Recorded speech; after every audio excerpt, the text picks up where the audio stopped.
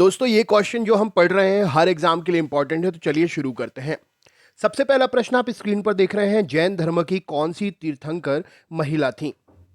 तो यहां पर सही उत्तर हो जाएगा 19वीं 19वीं तीर्थंकर जो थी वो जैन धर्म की, वो महिला थी। राइट आंसर हो जाएगा मल्लिका नाथ जैन धर्म की महिला तीर्थंकर थी, मल्लिका नाथ जी। ठीक है, नेक्स्ट क्वेश्चन देख लेते हैं। अगला प्रश्न है, निम्नलिखित में से किस संगठन द्वारा इंडियन सोशियोलॉजिस्ट नामक पत्रिका प्रकाशित की जाती थी?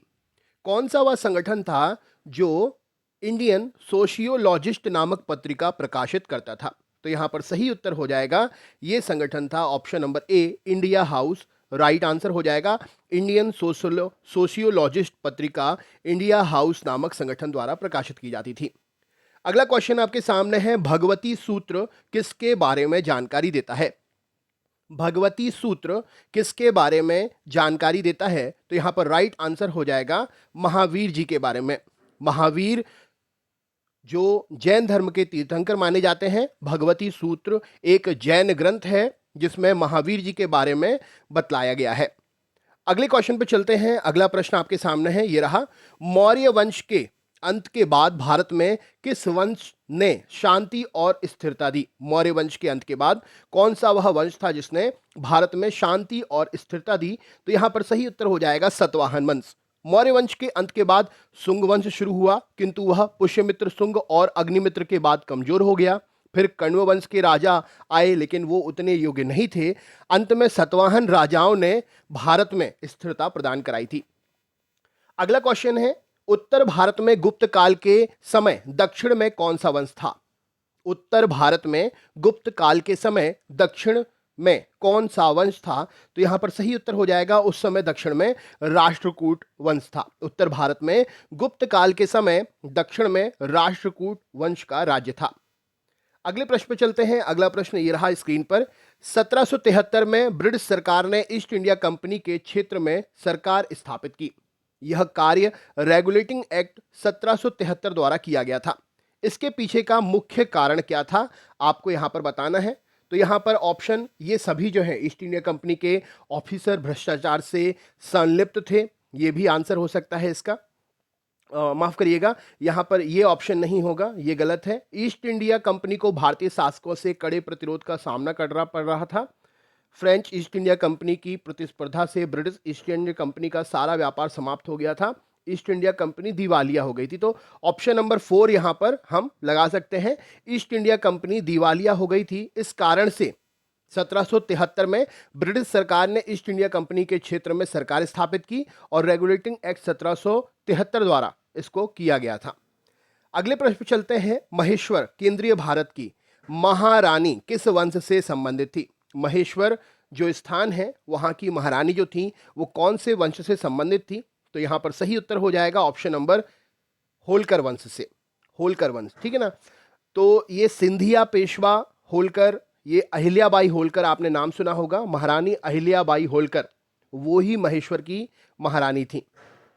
अहिल्याबाई ने अपने राज्य में कुओं बावड़ियों का निर्माण कराया, मार्ग बनवाए, निर्धनों को धन की व्यवस्था की, अन्न की व्यवस्था की, मतलब काफी सराहनीय काम किए थे उन्होंने और वो प्रसिद्ध भी हैं। अवध को किस आधार पर ब्रिटिश क्षेत्र में अधिग्रहित किया गया था? अवध को इनमें से किस आधार पर ब्रिटिश क्षेत्र में मिलाया गया था? तो यहां पर सही उत्तर हो जाएगा, अवध को कथित कुशासन कहकर, मतलब वहां पर कुशासन व्यवस्था थी, शासन अच्छा नहीं था, इस कारण उसको 1856 में फरवरी माह में अवध पर ब्रिटिश शासन ने कब्जा कर लिया था और अपने शासन के अंतर्गत ले लिया था। नेक्स्ट क्वेश्चन है, अलेक्जेंडर ने जिस समय भारत पर आक्रमण किया था उस समय मगध पर कौन सा वंश राज्य कर रहा था? तो अलेक्जेंडर ने जिस समय भारत पर आक्रमण किया था, मगध में उस समय नंद वंश शासक कर रहा था। अलेक्जेंडर भारत में आक्रमण के समय नंद वंश के राजा जो थे उनका नाम था घनानंद। घनानंद का शासन था और अलेक्जेंडर की सेना ने आगे बढ़ने से इनकार कर दिया था जब घनानंद के बारे में उन्होंने सुना था। नेक्स्ट क्वेश्चन देख लेते हैं। अगला प्रश्न, संयुक्त राष्ट्र संघ का पहला महासचिव कौन था? संयुक्त राष्ट्र संघ का पहला महासचिव, तो यहां पर सही उत्तर हो जाएगा ट्रिगवेली। ट्रिगवेली नॉर्वे के राजनयिक थे और 1946 से 52 तक संयुक्त राष्ट्र के पहले महासचिव के रूप में इन्होंने कार्य किया है। दोस्तों वीडियो शेयर जरूर करें, चैनल पर नए हैं तो सब्सक्राइब कर लें।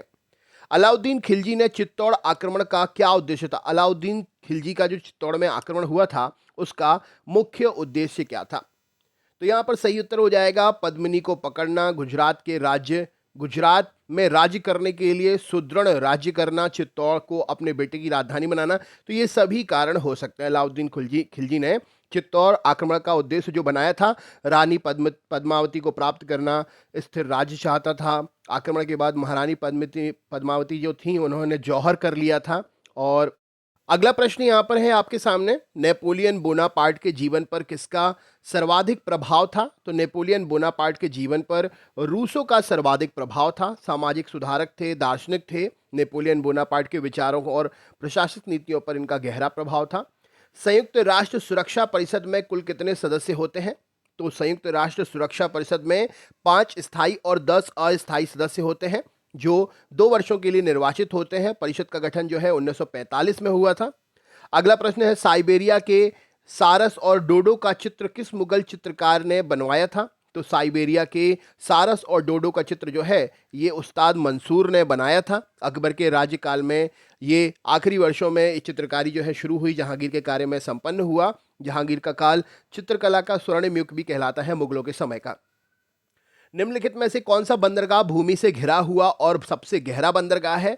तो भूमि से घिरा हुआ और सबसे गहरा बंदरगाह विशाखापट्टनम बंदरगाह है और इसकी शुरुआत 1933 में हुई थी, 19 दिसंबर 1933। नेक्स्ट क्वेश्चन देख लेते हैं। अगला प्रश्न है, रोवा वन्य जीव अभयारण्य किस प्रदेश में है? रोवा, तो रोवा वन्य जीव अभयारण्य त्रिपुरा में है और 0.86 वर्ग किलोमीटर में फैला हुआ है। विशेष प्रजातियां पाई जाती हैं। 150 से अधिक पक्षी की प्रजातियां यहां पर है। नेक्स्ट क्वेश्चन देख लेते हैं, KLM एयरवेज किस देश से संबंधित है?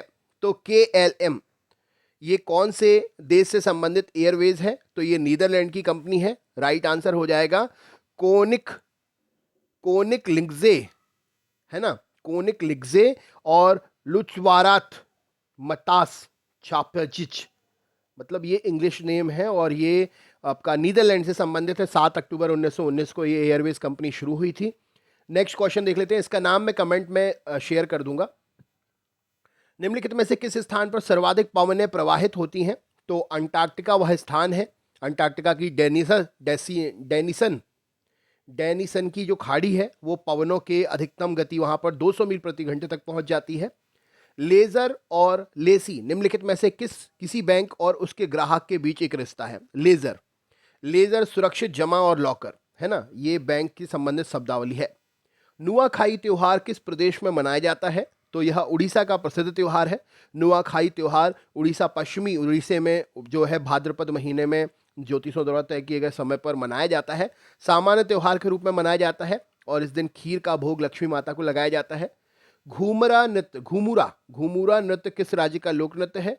तो यह उड़ीसा का प्रमुख लोक नृत्य है, घूमुरा, है ना। प्राचीन कथाओं के अनुसार देवताओं और राक्षसों के बीच युद्ध का लोक नृत्य है। समय के दौरान घूमरा उड़ीसा में प्रदर्शन कला और मनोरंजन शामिल हो गया इसमें, मतलब देवताओं को और दैत्यों के बीच में एक नृत्य प्रतियोगिता थी, वही थी ये घूमुरा। प्रिंस ऑफ भांगड़ा किस गायक को कहा जाता है? तो यहाँ पर सही उत्तर हो जाएगा सुखबीर पंजाबी गायक है, प्रिंस ऑफ भांगड़ा कहलाते हैं, उपनाम है इनका। समान अवसर आयोग बनाने की सिफारिश किस समिति ने की थी? तो यहाँ पर सही उत्तर हो जाएगा समान अवसर बनाने की सिफारिश जो है सच्चर समिति ने की थी। ऑप्शन नंबर ए प्रश्न का सही उत्तर है। निम्नलिखित में से किसे भारत के संविधान द्वारा मौलिक अधिकार पर उचित प्रतिबंध लागू करने की शक्ति दी गई है? तो यहाँ पर राष्ट्रपति जी सही उत्तर हो जाएगा। राष्ट्रपति जी अपनी शक्तियों का प्रयोग कर सकते हैं। निम्नलिखित पर आपको ध्यान देना है, यहाँ पर आपको ऑप्शन बताना है कौन सा ऑप्शन सही है। तो भाग यहाँ पर 15 में, भाग 16, भाग 18, भाग 14, तो ये संविधान से संबंधित शब्दावलियाँ हैं जिसमें भागों से संबंधित जानकारी दी गई है। तो यहाँ पर सही उत्तर हो जाएगा, तो संविधान में भाग 16 जो है आपातकालीन, मतलब भाग जनजातीय क्षेत्रों से संबंधित प्रावधान से संबंधित, यानी कि दूसरा ऑप्शन, और चौथा भाग 14 ट्रिब्यूनल, ये जो है ये सही है। ठीक है, नेक्स्ट क्वेश्चन देख लेते हैं। निम्नलिखित में से कौन सा विकार का लक्षण नहीं होता है? तो विकार का लक्षण नहीं है ऑप्शन नंबर रासायनिक क्रियाओं में नष्ट हो जाना।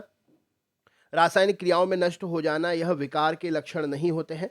अगला क्वेश्चन देख लेते हैं, निम्नलिखित में से कैल्शियम और फास्फोरस मेटाबॉलिज्म के लिए जिम्मेदार हार्मोन किस ग्रंथि से स्रावित होता है? तो यहाँ पर सही उत्तर हो जाएगा पैराथायराइड ग्रंथि से स्रावित होता है।